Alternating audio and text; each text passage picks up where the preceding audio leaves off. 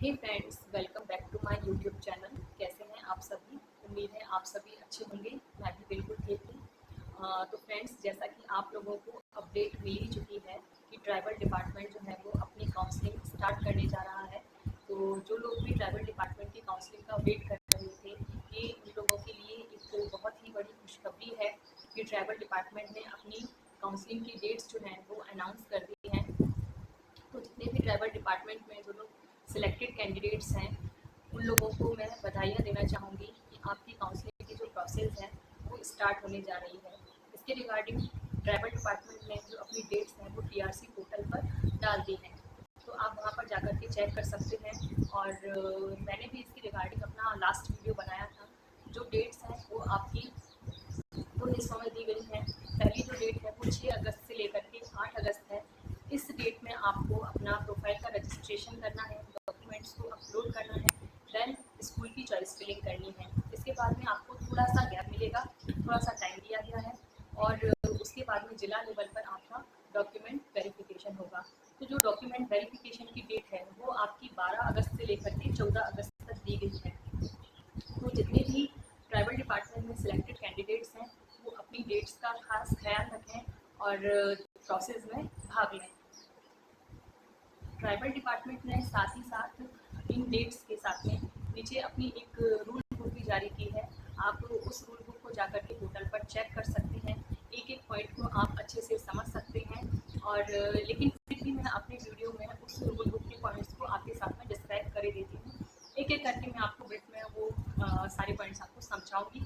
इसके लिए आपको वीडियो को लास्ट तक ज़रूर देखना है और एक एक पॉइंट को आपको अच्छे से बारीकी से समझना है, जिससे आपके साथ में कोई भी जो है वो मिस्टेक ना हो।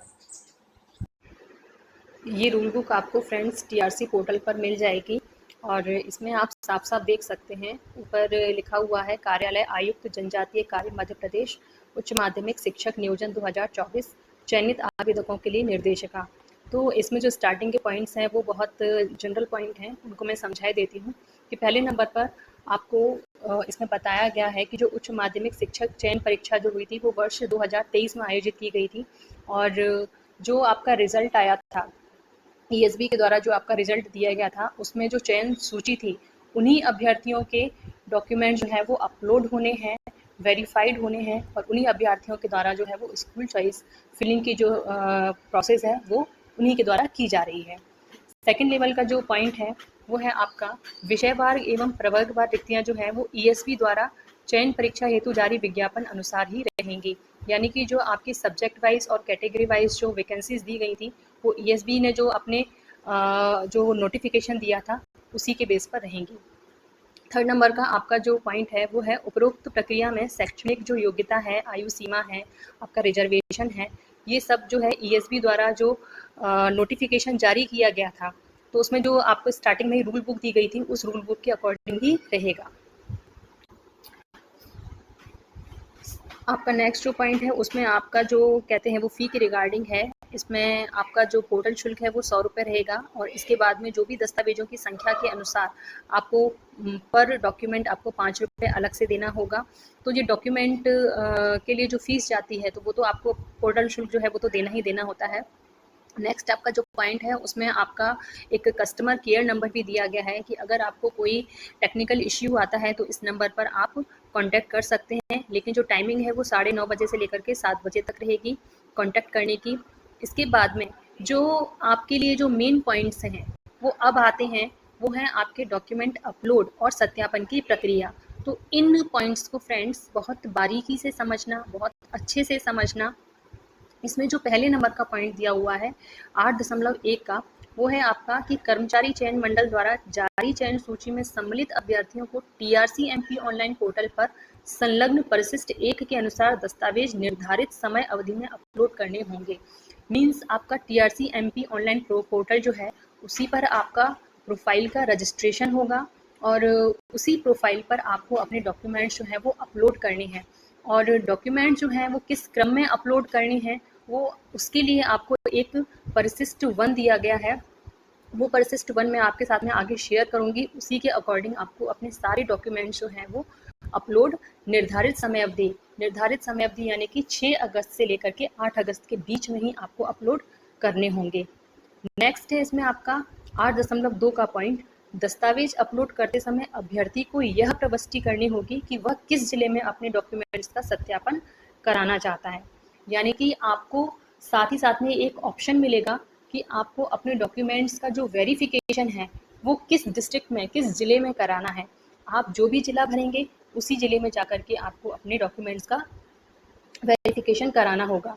तो ये आप लोगों के लिए एक सुविधा है, क्योंकि अगर बाई चांस मान लो आप किसी और ज़िले में रह रहे हैं तो आप वहाँ पर जाकर के अपने डॉक्यूमेंट्स का अपलोड करवा सकते हैं अपनी सुविधा के अनुसार, जो आपको कन्वीनियंट लगे। इसी में आगे जो बात आती है कि अतिथि शिक्षकों को उसी ज़िले में दस्तावेजों का सत्यापन कराना होगा जिस ज़िले में उनके द्वारा अतिथि शिक्षक के रूप में कार्य किया गया हो। एक से अधिक जिलों में अगर अतिथि शिक्षक के रूप में कार्य करने पर उन्होंने किया होगा तो उसे उन्हीं जिलों में से किसी एक ज़िले का चयन करना होगा। कहने का मतलब ये है कि अतिथि शिक्षक से केवल उसी ज़िले में अपना वेरिफिकेशन करा सकते हैं जिस ज़िले में उन्होंने अपनी सेवा दी है। अगर यहाँ पर किसी अतिथि शिक्षक ने 2 या 2 से अधिक जिलों में अपनी सर्विस दी है तो वो उन 2 या 2 से जो भी जिलों में उसने सर्विस दी है उनमें से कोई एक ज़िला फिर सिलेक्ट कर सकता है। अगला जो पॉइंट है 8.3 का, उसमें लिखा हुआ है कि जब आपके डॉक्यूमेंट्स अपलोड हो जाएंगे उसके बाद में आपको स्कूल चॉइस फिलिंग का जो ऑप्शन है वो अनलॉक हो जाएगा। तो जितने भी आपको स्कूल खुलेंगे आपको उन्हीं स्कूल्स का क्या करना है, आपको फिर चॉइस फिलिंग करनी है। इसमें मैं आपको एक चीज़ बता देती हूँ फ्रेंड्स कि क्या होता है कि जब हम लोगों ने DPI में जब अपने स्कूल की चॉइस फिलिंग की थी तो उस समय क्या हुआ था कि MP पोर्टल पर पहले से एक लिस्ट वायरल हो रही थी कि इस स्कूल में जो है वो वैकेंसी है। मतलब डॉक्यूमेंट्स अपलोड करने से पहले ही एक MP पोर्टल पर एक लिस्ट अलग से आ रही थी। तो हम लोगों को क्या, मैं अपना ही एक्सपीरियंस बता रही हूँ कि मैंने उन स्कूल्स में पता है अपना एक दिन खराब कर दिया था। मुझे लगा था कि जब मैं डॉक्यूमेंट्स अपलोड करने जाऊंगी तो यही लिस्ट आएगी और मैं इन्हीं स्कूल्स का चॉइस फिलिंग कर लूँगी, लेकिन ऐसा नहीं हुआ था। जब मैंने अपने डॉक्यूमेंट्स अपलोड किए तो वो लिस्ट एक अलग ही आई थी। तो इसलिए आप ऐसे किसी भी कन्फ्यूज़न में या किसी बहकावे में मत आना, अपना समय मत गंवाना, क्योंकि फिर ऐसा क्या होता है ना, फिर हमारा जो माइंड है ना वो थोड़ा-सा हम डिमोटिवेट हो जाते हैं। क्योंकि पहले मुझे भी बहुत खुशी हुई थी कि मेरे ही ज़िले में जो है वो मुझे 4 स्कूल जो है मुझे शो हो रहे थे। लेकिन जब मैं अपलोड करने गई और मेरे लिए स्कूल चॉइस फिलिंग का ऑप्शन खुला तो देखा कि मेरे ज़िले में तो क्या, मुझे आस-पास 30-35 किलोमीटर तक कोई स्कूल नहीं मिला। तो मेरा ना दिमाग थोड़ा उस टाइम पे बहुत डिमोटिवेट हो गई थी मैं, मतलब मुझे आस-पास कोई स्कूल ही नहीं मिला। इसीलिए आप पहले से किसी और के बहकावे में आकर के कोई लिस्ट मत देख लेना। आपको जो डॉक्यूमेंट अपलोड करने जाएंगे तो आपको सामने एक लिस्ट मिलेगी, वही स्कूल जो है वो आपके लिए होंगे, वही स्कूल जो है वो बाकी के कैंडिडेट्स के लिए होंगे। इसीलिए आप पहले से भ्रमित मत रहिएगा।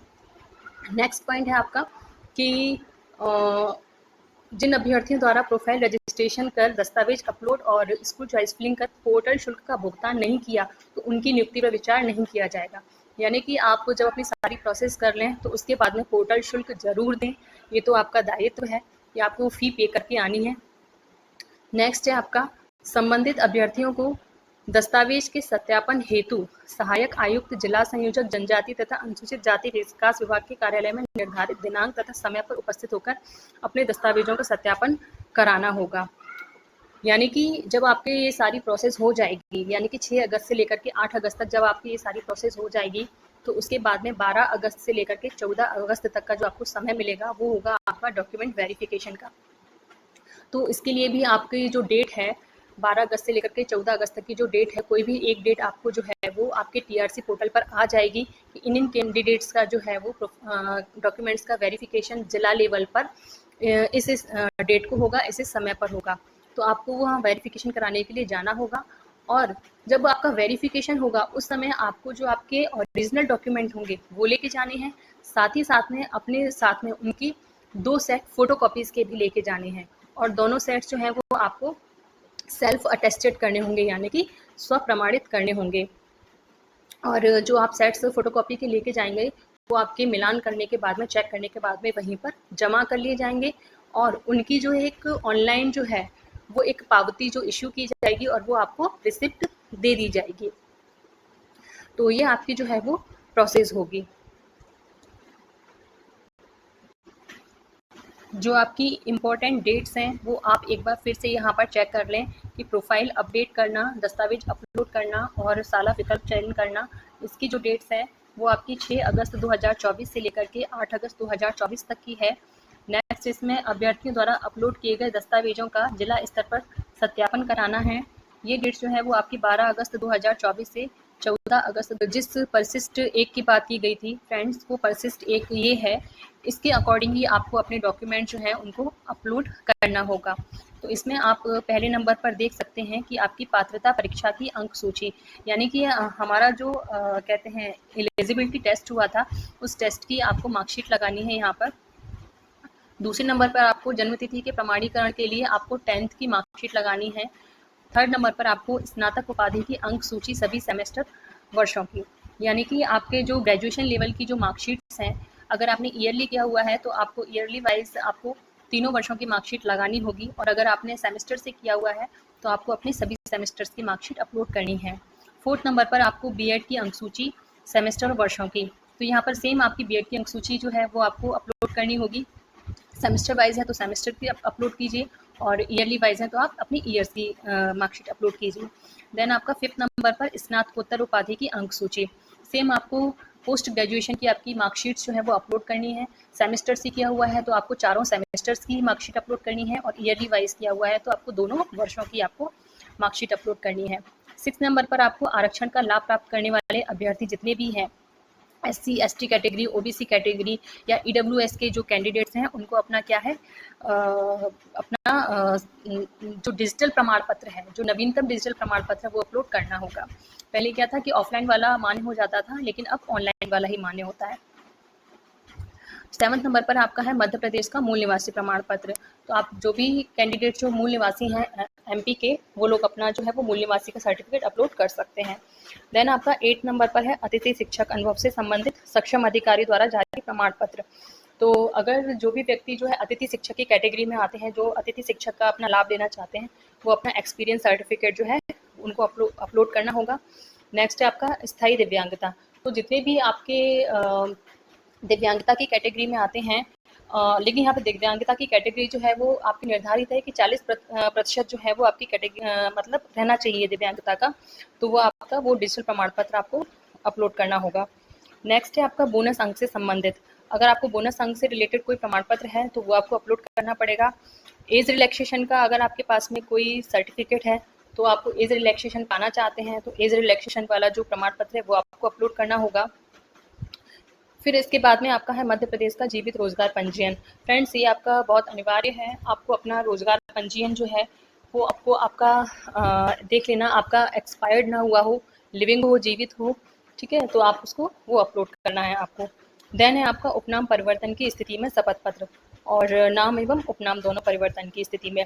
तो जो भी कैंडिडेट्स ऐसे हैं जिनके सरनेम में कुछ चेंजेस है या उनका नाम और उपनाम दोनों ही चेंजेस है, तो उस कंडीशन में आपको क्या है कि अपना शपथ पत्र लगाना होगा।